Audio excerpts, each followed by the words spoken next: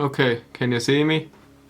Alright, hoi! What's up guys, and welcome to a new fitness update video, and especially about tracking macros. So I want to go in depth why I need to transition away from tracking macros. So I realized more and more that tracking macros isn't serving me anymore in the long term, and I will show you a quick segment of my 2021 recap video and my goals for 2022 where I talked about this topic.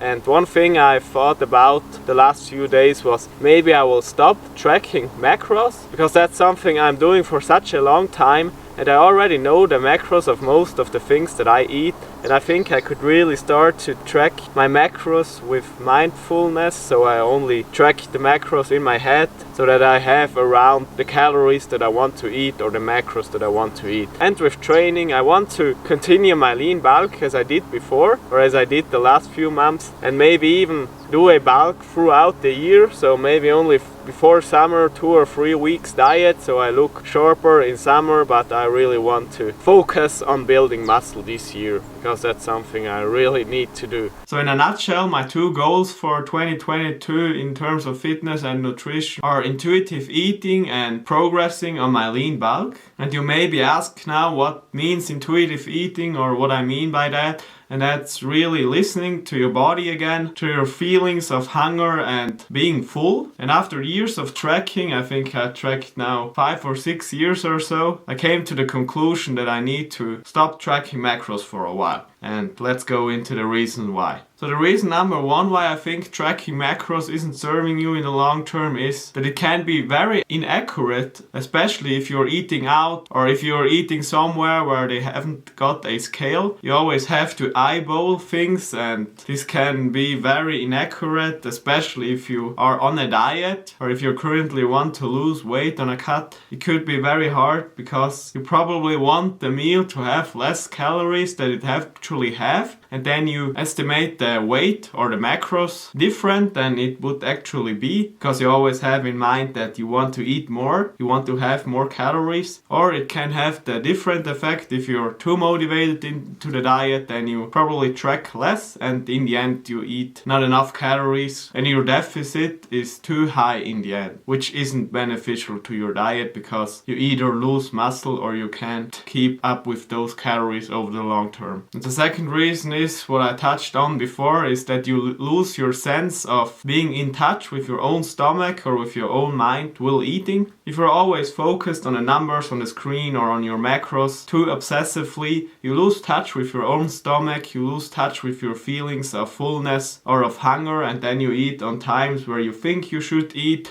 or on times where you don't want to eat, but you need to eat to fulfill your macros. Of course, you need to push yourself if you have some goals like building muscle or losing weight, but it isn't serving you during the day if you constantly do that. And if you constantly only eat because your app tells you to do it, or because you already hit those numbers, then you can't eat that because it isn't fulfilling your macros. And you see everything within a day, but in the end, what only matters is the week, the month, or even a year. So the calories that add up, the macros that add up, and in the end you can have a day where you eat, for example, 3000 calories, then 2500, then your balance would be around 2750 calories. So you don't have to view everything day by day. Sure, that's also something you can learn with tracking, so that you see only the weekly balance, then it's more accurate. But you often think you have to fulfill them daily and as accurate as possible. And I think that can lead you to frustration in the end, especially if you have a day. For example, you're on a cut, then you eat a Snickers, for example, that got you over your current macro goal, and then you say maybe,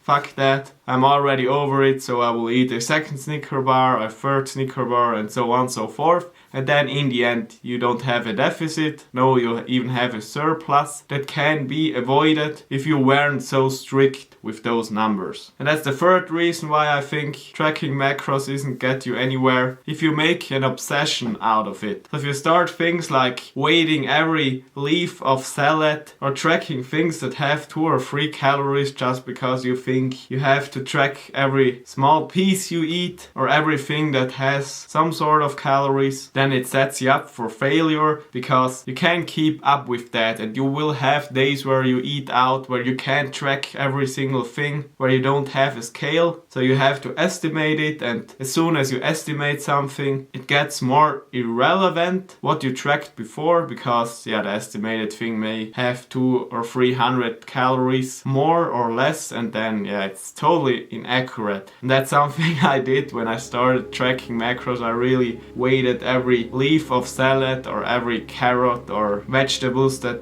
don't have a lot of calories, and sometimes it didn't make sense, and it's easy to get obsessed about it, especially if you want to reach your fitness goals and you want to see some progress. So you really develop a sense of compulsory control, if you can say that. So you always want to be in control of everything, and you can't keep up with that over the long term. And that's the conclusion I came to on the topic of tracking macros, that you have to differentiate between short, mid-term or long-term goals. So I think in the short or mid-term, tracking macros is an essential tool, or is a pretty good tool that keeps you going, or that gives you an overview of the macros of different foods, or even a development of knowledge about different foods and macronutrients. And let's say you want to lose a few pounds or kilograms, and you want to start a diet, and you have no idea about food, or you want to learn about food, then I think tracking macros is a pretty good tool, because you journal everything you eat, you see your eating patterns, your habits, and maybe realize, man, I really overeat most of the times, for example, or you eat the wrong things most of the times, too much fat or too much sugar. And I also realize a lot of people find it hard to hit their proteins, so they don't eat enough protein, and with tracking macros you can really have an overview over that. So that were the reasons why I got into tracking macros, why I did it for years, and I really benefited from it a lot, because I learned a lot about food, about different macronutrients and how my body responds. And I think that in the end is the thing that is so cool about fitness, because it's all a journey of improving yourself, of getting to know your body and your limits. But in the long term, I think it isn't sustainable, like I said before. The 3 reasons, so obsession, inaccuracy, and with losing your gut feeling or listening to your body in general. I realized all of that, especially on the trips with Dubai. I can link them up here with Goji, that I was constantly overeating because I took a break from tracking macros, because like I said, I don't have a scale with me on vacation, and therefore I said, no, I will take a break. And I quickly realized the negative things or the negative aspects if you're habitually tracking macros, and that's when you have a pause from tracking macros, you completely forgot about watching yourself or having some self-discipline. And I constantly was overeating. I only stopped when I was feeling full, and afterwards I was always so sluggish, so lazy, and I have to push out of that mood to do things anyways, but they would have been much easier if I would have been eaten less. And because I read the book Ikigai with the Japanese people that got so old and live pretty healthy and happy, one of the key habits of them is the 80-20 rule, and this rule says that you only eat until you're 80% full, so you have the 20% room or space left, but you stop it, have some self-discipline in that moment, but afterwards you have the benefits of more energy after a meal and you feel better. A typical principle of delayed gratification, so you give up some comfort in the moment but gain the benefits in the long term or in the future. So that's the reason why I set intuitive eating as a goal for 2022, and maybe if someone like you had the same struggle with tracking macros, I invite you to join me too. So that was basically everything.